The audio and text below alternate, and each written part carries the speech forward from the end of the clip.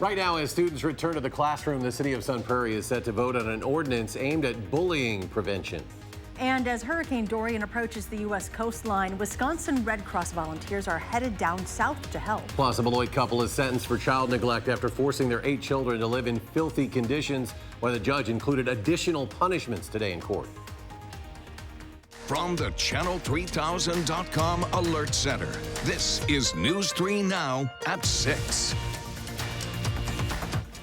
Sun Prairie City Council is meeting tonight to vote on an ordinance that would hold parents accountable for any bullying their kid does. Amy Reed joins us now to explain why the council is considering this. Amy? Your parents that live here in Sun Prairie say there's a big problem with bullying here, and there's a few different ways that the community is trying to address it. This year, the school district started its anti-bullying task force, and that was after dozens of parents met and talked about all of the instances of bullying that they had heard of that they said that the school hadn't done enough to address. Another avenue that some parents are trying is what we're talking about tonight, this ordinance with the city council. This gets the city and police involved, and it's similar to an ordinance that passed in Monona in 2013. Now, it would make it so that police could issue tickets to parents of bullies ranging anywhere from $50 to $1,000, according to the alder that introduced it. She said there are a few other municipalities that have tried something similar with some success, at least in Monona. They said that they've issued 6 warnings, but no tickets. Now, the alder that introduced it said that she isn't sure how it's going to go tonight. She thinks that it's going to be a nail biter. If she's going to have the support of her colleagues, we'll give you guys updates as they come. Amy Reed live in Sun Prairie. Amy, thank you. As the new school year gets underway, health officials say nearly 50,000 children in Wisconsin have vaccination waivers, making them vulnerable to measles. According to the CDC, measles cases this year have reached more than 1,200. That's the highest number since 1992. Immunization rates of 92 to 95% are considered necessary to prevent the virus from spreading. None of Wisconsin's 72 counties came close to that threshold in 2018. 40 Wisconsin counties had immunization rates below 80%. 33 Wisconsin Red Cross volunteers are now involved in Hurricane Dorian response and recovery efforts. They'll be stationed in Florida, the Carolinas, Georgia, and Alabama. Some of those volunteers are already on the ground with one Wisconsin-based emergency vehicle. The Red Cross is also in contact with people in the Bahamas. It is estimated that Dorian destroyed 45% of the homes in Grand Bahama and Abaco. Now the storm is headed toward the U.S. coastline as a Category 2 storm. 2 million people from Florida to the Carolinas have been warned to evacuate. Let's check your first alert forecast now locally with Chief Meteorologist Gary Canalti. Gary? Well, today we were looking for the possibility for some thunderstorms to develop late this afternoon, but those have pretty much died out. You can see on visible cloud track, morning clouds gave way to some afternoon sunshine, but thunderstorms are very slow to develop, and most of them now are out over Lake Michigan and into parts of northeastern Illinois, so I've taken the rain out of the forecast for the rest of tonight. Temperatures are still pretty mild, upper 70s, mid to upper 70s for much of southern Wisconsin, but look at the difference in dew points. 74 right now in Kenosha, 58 here in Madison, and 55 in La Crosse. The air is really drying out. So by tomorrow morning, temperatures will be in the mid-50s with partly cloudy skies. Look for a partly sunny and cooler day tomorrow with a high of 69. That's your News 3 Now First Alert forecast. The executive director of Madison School and Community Recreation is out of jail on a signature bond tonight, facing 12 counts of possession of child pornography. The Madison School District placed 44-year-old Jacob Tissue on leave after his arrest on Thursday. Today, the court ordered Tissue have no unsupervised contact with any other children besides his own kids. He will be in court again next week. The Beloit couple charged with 5 counts of child neglect will now spend the next 3 years on probation. Rock County reporter Adam Duxter was at the sentencing of Heather and LaCadrick McCoy and joins us from our bureau at the Janesville Gazette with how they're responding to their punishment. Adam? Well, Charlotte, this is a story that we've been following since the spring of 2018. That's when police say they found 8 children inside the McCoys' Beloit home, hungry and covered in dirt. And today, the parents responsible are facing their consequence for the first time, although they say there's more to the story. The home was filthy. There were no hygiene products in it. There wasn't a single toothbrush in the whole house. Today in Rock County Court, Assistant District Attorney Scott Dirks provided the details that led to the 2018 arrests of Heather and LaCadrick McCoy. In their Beloit home at the time, 8 children, 6 of them their biological children, reportedly living in filth. There's no way that there can be any kind of an excuse for this. The couple now faces a 3-year probation, a punishment for their 5 counts of child neglect. Judge Carl Hansen says they violated the basic expectations a community places on parents. You have violated the trust that we have for you, and you have violated the trust of your children, neglecting a child. But it was Heather McCoy's attitude in court that prompted Hansen to give her an additional punishment of 60 days in Rock County Jail. From the time that I took your plea, you have rolled your eyes at me. You have shaken your head in disagreement with everything that everyone in this courtroom has said about what has happened in these circumstances. And I sit here today, ma'am, fully believing that you do not appreciate the seriousness of the willful neglect that you demonstrated towards these children. The McCoys say they pled guilty even though they felt the original case against them was flawed, as to not draw the length of the case out. They say both them and their children have faced repercussions since. My house was vandalized, my car was vandalized, my tires were popped. Heather McCoy says even though she was found guilty, the people that know her know that she's a good mother. Most people that know me know I've taken care of my kids and I didn't live in how they've said I lived. The McCoys say their 6 biological children are back living with them at home, where conditions are reported to have improved.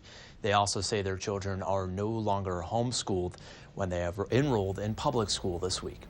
Adam, thank you. Milwaukee Mayor Tom Barrett will face a Democratic challenger if he decides to seek re-election in 2020. State Senator Lena Taylor is running. She's an attorney who's been in the legislature since 2003. Senator Taylor has been critical of Mayor Barrett, saying he's out of touch with voters on job creation, racial issues, and the city's health department. Barrett has not officially announced if he will run again. He is eligible for a 5th consecutive term. Madison Mayor Satya Rhodes Conway's first capital budget includes funding for bus rapid transit. That would make that plan a reality by 2024. It increases the city's investment in flood mitigation projects, emphasizing use of green infrastructure to reduce the number of buildings and roadways that flood during extreme rain events.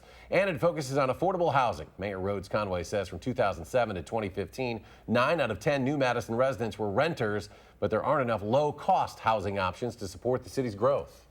We have seen the vacancy rate in our rental market fall from 5.6% to 2.8%, which is contributing to the lack of affordability that we see in the rental market.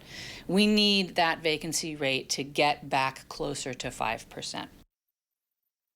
The budget makes $1 million available each year to acquire land that can be used to build affordable housing and other neighborhood-supporting developments. An attorney is asking the Madison community to help appealing a U.S. visa denial that could force a beloved frozen custard spot to close. You may remember the original Michael's Frozen Custard on Monroe Street is preparing to close after owner Michael Dix's husband was denied a visa. Sergio de la O. Hernandez is undocumented and has been helping Dix run the business. The couple is living in Mexico while they make an appeal, and their attorney hopes community letters will help. They're asking people to submit a short letter about the popularity of Michael's Frozen Custard and how the community will suffer if the visa is not granted. We have information about where to send that letter on channel3000.com.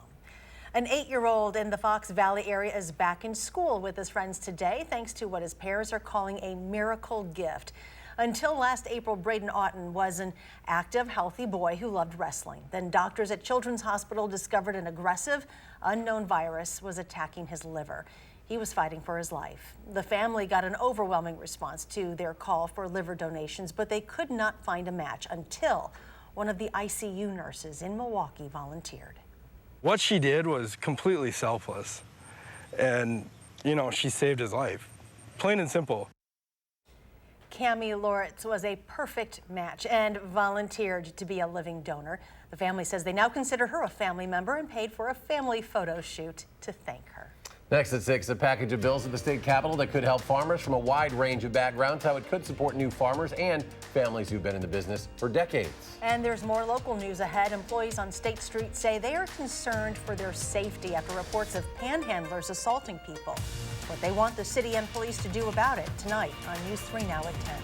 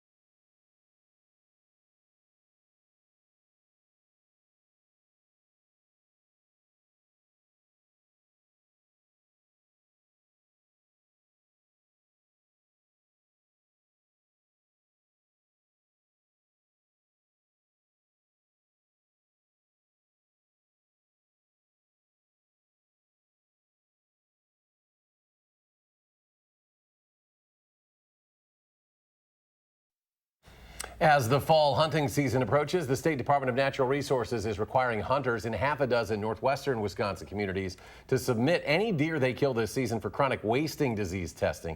DNR crews will be doing in-person sample collections in that area instead of having hunters drop deer tissue at unmanned kiosks.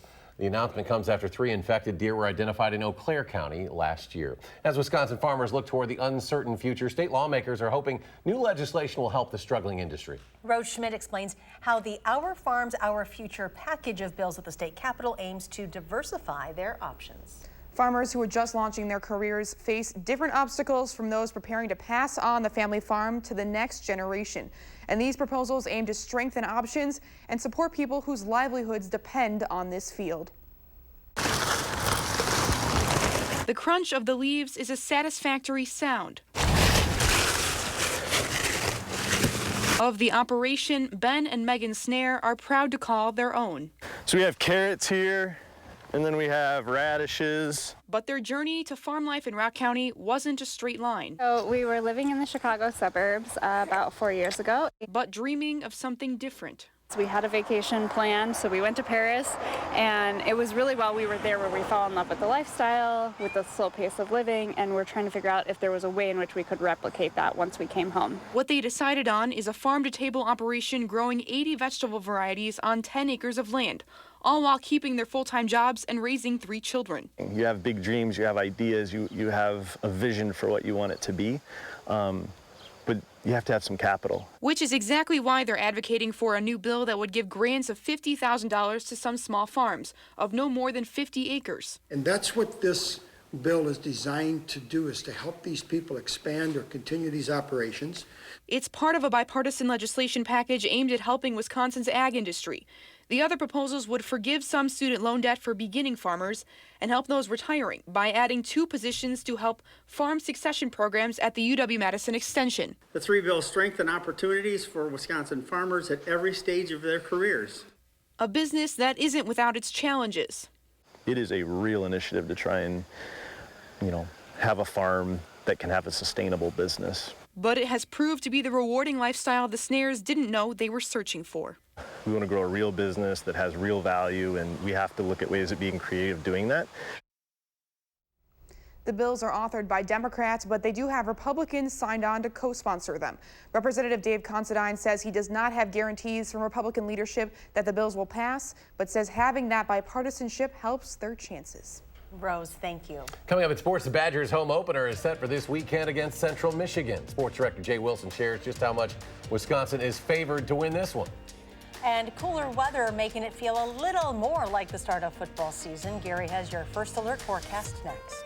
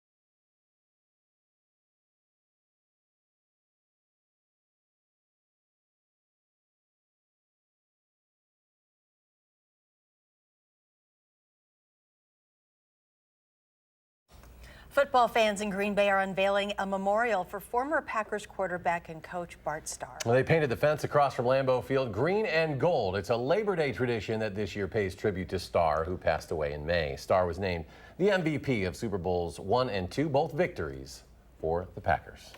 Chief meteorologist Gary Canolfi joins us now with a look at our forecast. It's going to feel a little more like football weather around here in the next couple of days. Temperatures cooling off, but the tropics still remain very active. This is Hurricane Dorian, and you can see very slow movement now toward the north and northwest from hitting the Bahamas so hard over the last couple of days. Still a very strong Category 2 hurricane. Maximum sustained winds 110 miles per hour moving northwest at 6 miles per hour. Outer bands still affecting the eastern portion of Florida. High surf and storm surge still right along the eastern coast of Florida, as well as the possibility for some stronger thunderstorms. All the main computer forecast models take Dorian to the north-northwest and then curve it to the northeast after that. So the official track from the National Hurricane Center brings it about even with Jacksonville, Florida, 24 hours as a strong Category 2 hurricane. Takes it just south of Charleston, South Carolina. Again, it's still within that cone of uncertainty where it could possibly move on shore.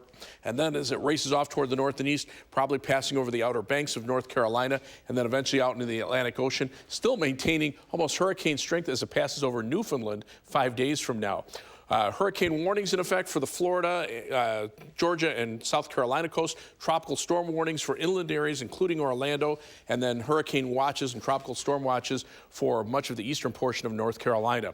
Around here, we cleared out after morning clouds and thunderstorms. We were waiting to see if any thunderstorms would pop up. The storms that came through last night brought some wind damage over parts of central and southern portions of Lafayette County, as well as some heavy rain of 2 to 4 inches of rain. Some reports of almost 4 inches just south of Darlington, but from Madison to the east, lesser amounts of less than a half inch. And you can see the last of the thunderstorms moving out over Lake Michigan, and I've taken the rain out of the forecast from here on out. Live view from the WISC Skycam. Clear skies off to the east. The Edgewater Skycam in downtown Madison looking toward the southeast. Skies have cleared out there as well. As we check out the almanac for today, our high temperature reached 81 after starting out at 67. Right now we've dropped back to 79 degrees, but the dew point temperature continues to drop. It was around 70 by mid-afternoon. Now it's into the upper 50s as winds have shifted to the west-northwest at 12 miles per hour. Temperatures right now already in the 60s through northwestern Wisconsin, central Minnesota, some 50s up in the northern portion of Minnesota. Those dew point temperatures around 70 in southeastern Wisconsin, dropped to around 50 in central Minnesota. That's the drier air that'll be coming in on these northwesterly winds that will gradually die down overnight. Upper level winds also from the northwest. Eventually that will move Dorian parallel to the coast and then out in the Atlantic Ocean. We have a tropical depression here that may become actually I think it has become a tropical storm near Texas. And then to our north and west, high pressures building in from the north and west, and that is bringing in the drier air and very comfortable temperatures that will be with us for the next couple of days. Forecast for tonight, partly cloudy, cooler, less humid, low temperature dropping to 54. For tomorrow, look for skies to be partly sunny. It'll be cooler as well with a high of 69. On future track, no rain expected for the rest of tonight. Low temperatures mid-50s. High temperatures tomorrow topping out in the upper 60s. Low temperatures tomorrow night dropping all the way to around 50. And then high temperatures on Thursday being in the lower 70s. 7 to 10 day forecast. You can see those temperatures in the mid 70s for Friday. A little cooler for the weekend with some rain chances toward the end of the weekend. And then look for a possibility for some showers and thunderstorms early next week. Temperatures, though, staying in the 70s.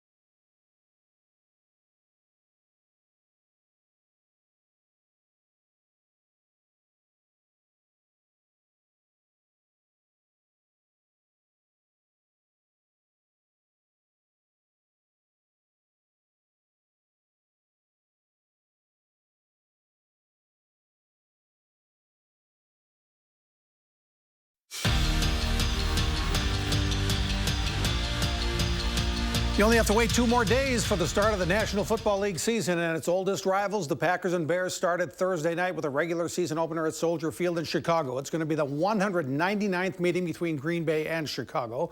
Packers have beaten the Bears 17 of the last 21 times in the regular season.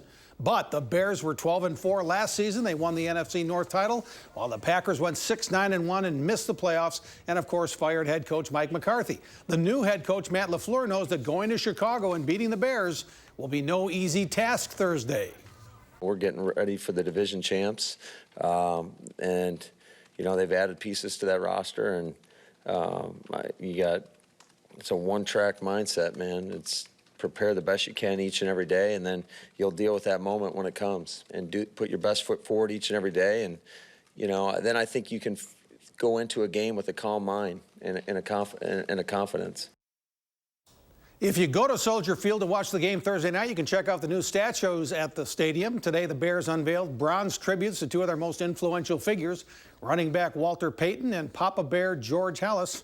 The 2 statues are both 12 feet high and weigh 3,000 pounds each. It's part of the celebration of the NFL's 100th season that begins Thursday night with the Packers and the Bears. The Badger football team moves up 2 spots to 17th in this week's Associated Press college football poll. No change in the top 7 this week. There are 7 Big Ten teams ranked in the top 25 in the college football poll.